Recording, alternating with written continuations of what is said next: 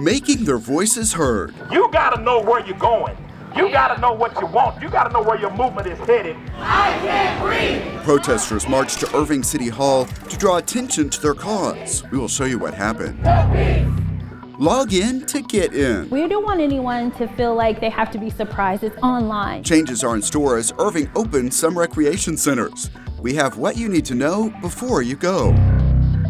Show of faith. It's a feeling that if you don't do it, you will never realize. The Islamic Center of Irving opens a new food pantry. Hear from some of those making sure local families have enough to eat. Plus what Irving's response rate to the U.S. Census reveals, and a preview of Chalk the Block. Now on City Source.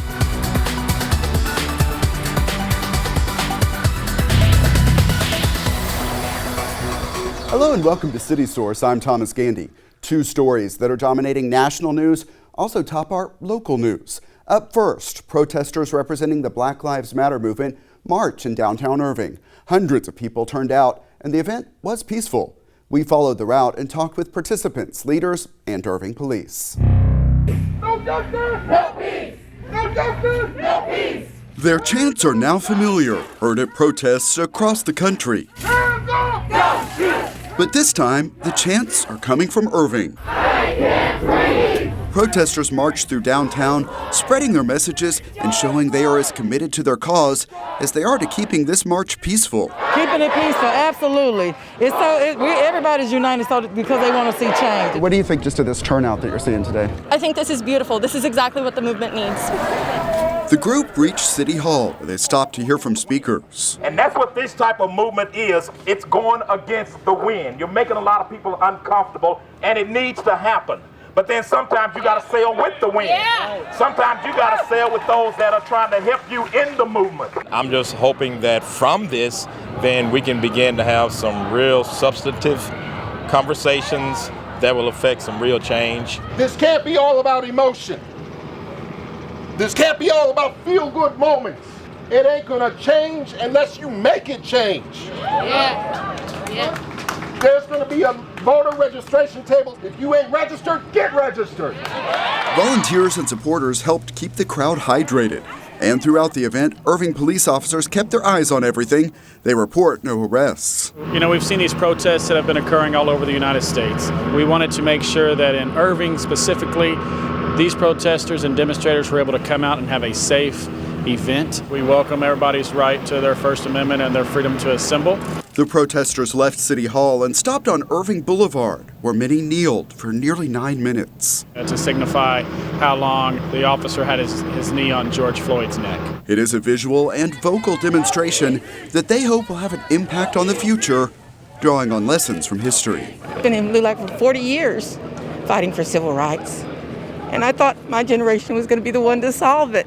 So I'm kind of saddened that, as you can tell in my voice, I'm saddened that we didn't solve it. That I had to say to my son, I'm sorry. You know, I've got to pass this on to you. Got to pass this on to your generation. They are optimistic change will come through chanting, marching, and civic engagement happening across the country, including here in Irving.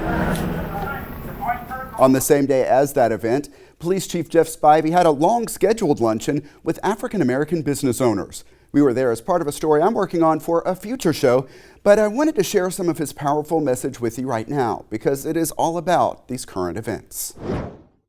That Memorial Day Monday, when Mr. Floyd was killed by that police officer, the nature of our profession changed. And what I'm very intentional about reminding our police officers is that we're public servants. And the public gets to determine how they want to be served. And I made some briefings last week, and I got the opportunity to teach some of our recruits, and I encourage them, take a look in the mirror. Is this what you want to really do? And if it is, then be adaptable. Because we are going through a change in our profession unlike any I've ever experienced. Chief Spivey delivered that message at the Shop Talk quarterly luncheon, and we're going to explain more of what that program is all about in the weeks ahead here on City Source. Now to the fight against COVID-19. The Texas Military Department, in partnership with other agencies, held a coronavirus testing event outside Lively Point Youth Center. The teams tested more than 80 patients during the two-day event. Before their COVID test, people were screened for symptoms to make sure they qualified. While this was a special testing event, there are a couple of sites in Irving that offer tests daily by appointment. Find a link to testing information at cityofirving.org/COVID-19. Dallas County continues to report high numbers of new coronavirus cases. In fact, the totals have set records on some recent days. Hospitalizations, however, have remained about level. On the economic front, the Texas governor continues to announce more business reopenings and higher occupancy limits. The City of Irving Parks Department began opening facilities on June 1st, including the Lively Point Skate Park. You can see some young people were eager to check it out right after it opened. More reopenings are expected in the weeks ahead. Right now, Cimarron Park Rec Center, Center Park Rec Center, Lee Park Rec Center, and the Heritage Aquatic Center are the only ones open. And there are some important things to know before you visit. Before hitting the weights, joining a game of pickleball, or getting in the pool at the Heritage Aquatic Center, Irving Recreation Center users must first hop online to reserve a time. We're super excited about getting started. I know sometimes it can sound a little intimidating, but it's definitely an easy process. The service is called ActiveNet, and the website to remember is cityofirving.org/IrvingRec. The Parks Department's goal is to keep occupancy within guidelines that promote safety and encourage distancing. We want to be able to regulate how many people are using our fitness centers, how many people are going into our classes, and then we'll be able to make those adjustments as needed. Some people eager to use the Heritage Aquatic Center got coaching on how to use ActiveNet, and we're sharing those steps to follow. As with most sites, the first step is creating an account. Then from there, Once logged in, you're going to go up to the top that says classes. So once you go to the classes, you're going to search up whichever class you're looking for. So if I want to work out at Cimarron, I would search up Cimarron Fitness. So I want to reserve a spot for next week's fitness. You'll click Add to Cart.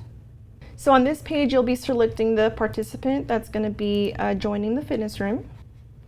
Now I want to come in and work out Monday, 11 to noon, Tuesday, 11 to noon, but I don't want to come on Wednesday. So here we would select none. I'm also going to take the day off on Thursday, select none, and I'll come back to work out Friday, same time, and Saturday, same time. From here, we'll go to the next page. Now, since there is no fee attached to this fitness class, because you do need to be an Irving Parks and Rec member, you will just proceed to shopping cart. This page, you'll have to initial and make sure that you have read and agreed to the waiver.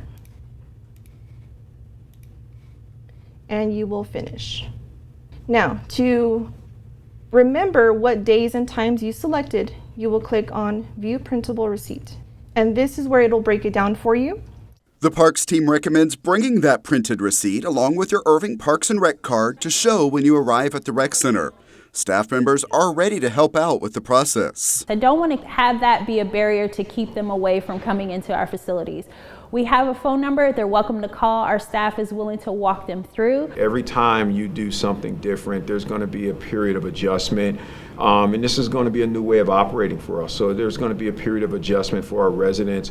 We're here to make it as easy as possible. Again, the website is cityofirving.org/IrvingRec. And signing up there will reserve your time here. The Parks Department's goal is to also open the North Lake, West Irving, and Cimarron Family Aquatic Centers, and we will let you know when that happens. In other news related to the pandemic, Irving families in need have a new place to get donations of food. The Islamic Center of Irving opened a food pantry, and we paid a visit. Mohammed Hussein is among a team of volunteers delivering food to families in need. It's a feeling that if you don't do it, you will never realize. This is part of a new food pantry offered through the Islamic Center of Irving. The service started in February and was slow going at first.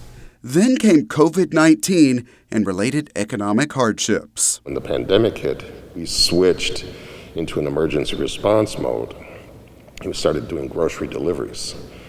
And that took off like gangbusters. And so we were pretty much busy every day, receiving sometimes dozens of requests a day. Some of these volunteers have traveled 50 miles or even more to deliver boxes of groceries. You knock on the bell, and when they see these foods that in their door, including the little kids, they smile. That's the billion and million and trillion dollar cannot buy it.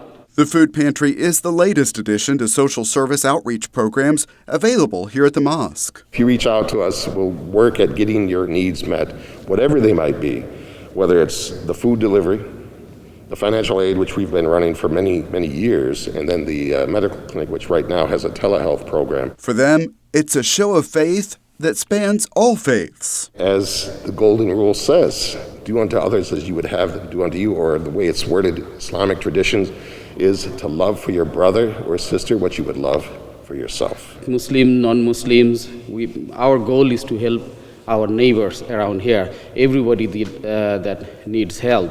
By helping others, we are helping ourselves too, because we want, first of all, God to be pleased with us. Number two, we want to build bridges with our neighbors. It is work they plan to not only continue, but also grow post-pandemic. They want to build partnerships with nonprofits that will help them serve more people in need. We are, happy that we are getting this chance to do it. The chaplain says there are several ways to get in touch with the Food Pantry to donate or request assistance. One way is to email outreach@irvingmasjid.org. You see a couple of others on the screen right now. People living near DFW Airport, specifically near Walnut Hill Lane and West Esters Boulevard, may notice a temporary increase in noise. That's because crews will be closing and rehabilitating the airport's busiest west side arrival runway. So that means the runways on the east side will be used more often. The airport reached out to residents it believes will be most affected by the noise, and we should note that because of the pandemic, overall air traffic is down, so that will reduce the noise impact. This runway construction project is expected to take about a year. Find out more at dfwairport.com/aircraft noise. We see every day that there are a lot of huge news stories and events competing for our attention. Even so, Irving's Complete Count Committee and the U.S. Census Bureau want to make sure you do not forget that this is a census year. Here with an update on how things are going with that is Assistant Regional Census Manager Jerome Garza. Jerome, thank you for being with us. Thank you, and good morning to everyone in Irving. So glad to have you here. Well, thank you. So the first thing to know, the deadline for the census is extended. How much time do people have? Thank you very much for asking. As a result of COVID-19, the Census Bureau has adjusted not only our timelines, but our operations for the safety and protection of our employees. We now have until the 31st of October to go online to 2020census.gov or go on the telephone 844-330-2020 and answer 10 easy questions and fulfill the 2020 census. And even with that extra time, we know that the Census Bureau has resumed field operations that had been suspended because of COVID. So what does that mean? What is exactly happening right now? Well, what we are doing out in the field is we are reaching out to people who have not gone online yet and answered the census. We have many different operations, some in residential and others to what we call our group quarters. In other words, the military bases, state prisons, federal prisons, many of the shelters that help our homeless people to make sure that we count all residents. Remember, the census is done only once every 10 years, and we use those numbers for the next 10 years. Two, for instance, today, over $675 billion annually are returned to local cities and counties based upon the number of residents that we have counted there. What does it do? Is a hospital important to have in your neighborhood? Is an elementary school? Is a firehouse? If you say yes to any of those items are funded through the Census Bureau count that we have every 10 years.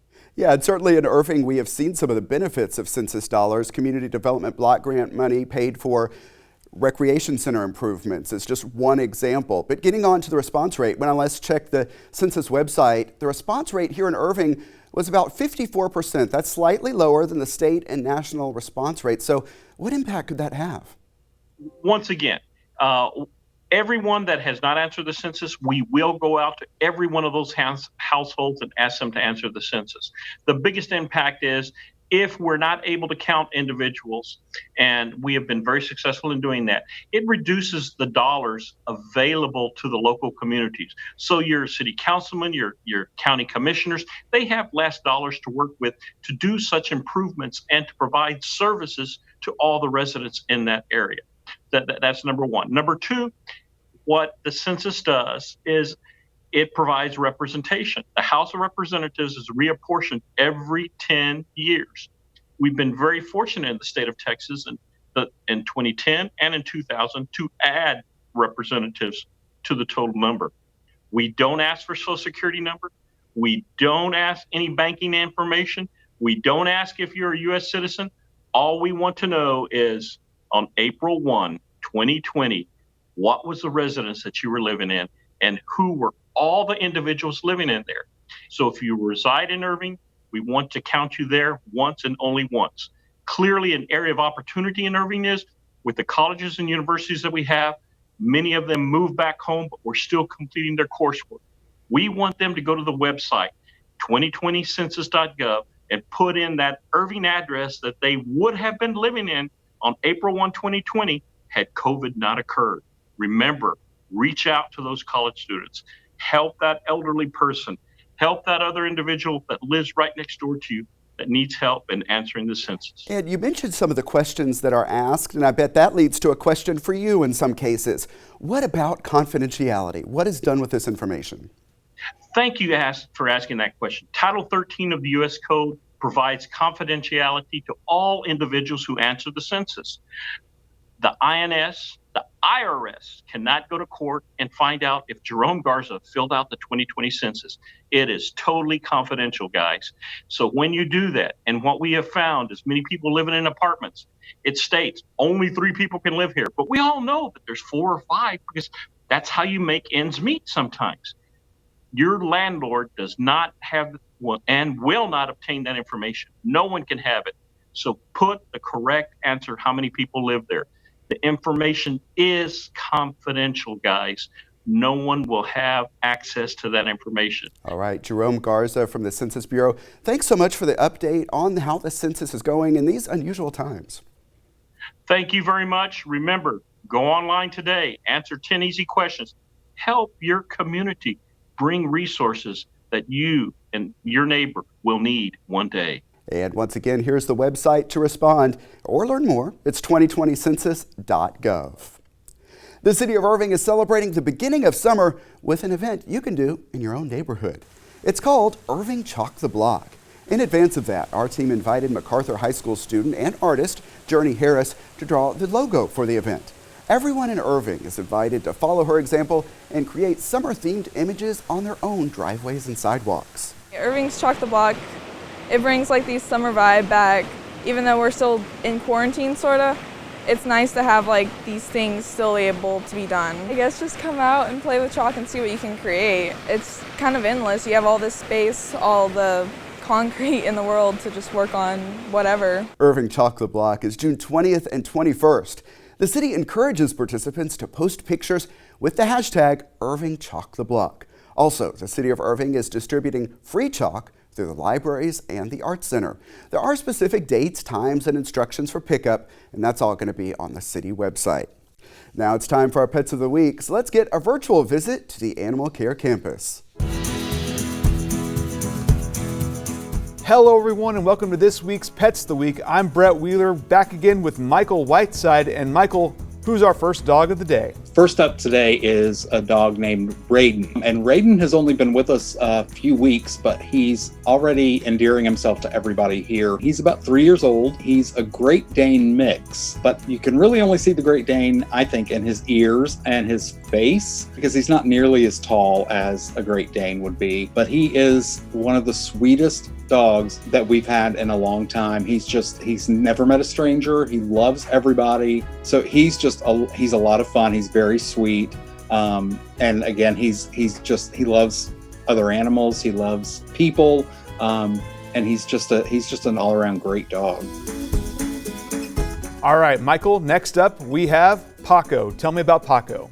Yeah, so Paco's been with us a little while now. He's about 1.5 years old, and he's a lab mix. And he came in really, really nervous, and he still gets nervous around new people. He's very friendly, but he does take some time to warm up to you. When you first meet him, some people get a little unnerved because he will bark if he doesn't know you, and he looks nervous. Once you have him out and you spend a little time with him, he kind of warms up a little bit. So he's one of those dogs, we always say that when you come to the shelter, to give some attention and take some time to meet those dogs that seem a little more scared, because a lot of people overlook them. But I think if you give them a chance, spend a little time with them, let them open up to you and learn to trust you, they're going to be fantastic dogs. And Paco's one of those. Once you know him and you spend time with him, he's really friendly. He loves toys. He loves to play. He just needs to get accustomed to being around you before he gets really that trusting.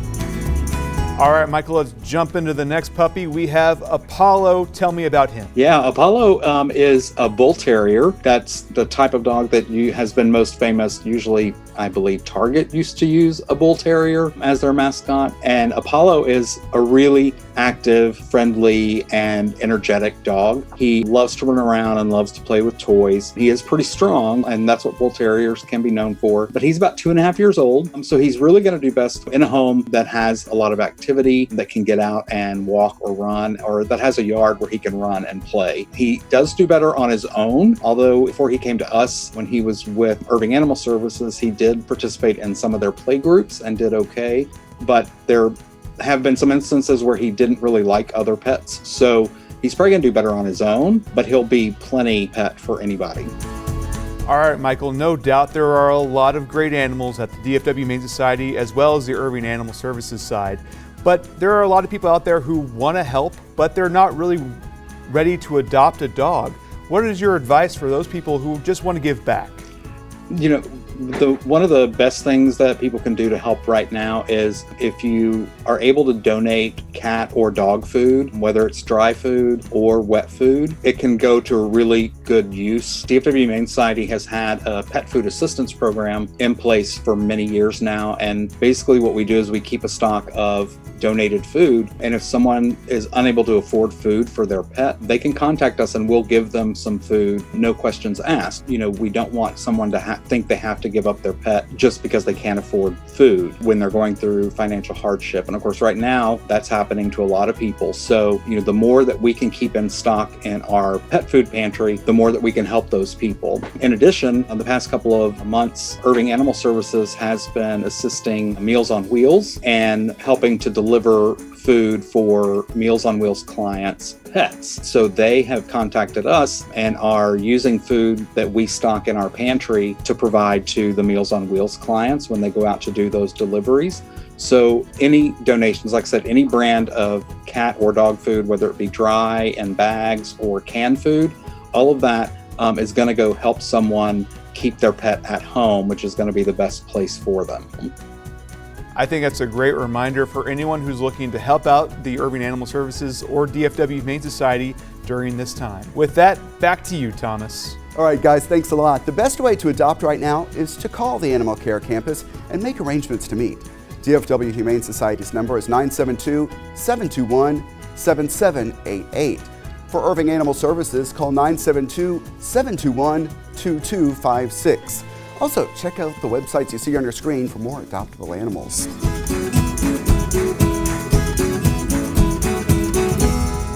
Next time on City Source, we will continue to bring you news on the latest facility reopenings. Also, in this time when race relations and police are making news, we will check in with Irving's nationally recognized Shop Talk program, and there are some new success stories to share from that group. And we'll show you how some of the virtual classes the Irving Parks Department is offering are really catching on. Find out how you can get involved. Remember, you can always email us your thoughts on our stories. The address is ictn@cityofirving.org. Also find us on YouTube. Our channel is at youtube.com/thecityofirving. Subscribe and you can get notifications when we upload new videos. That's it for this edition of City Source. Thanks for watching. We leave you now with more of our preview of Chalk the Block. Some neat time-lapse footage here. Stay healthy, and we will see you next time.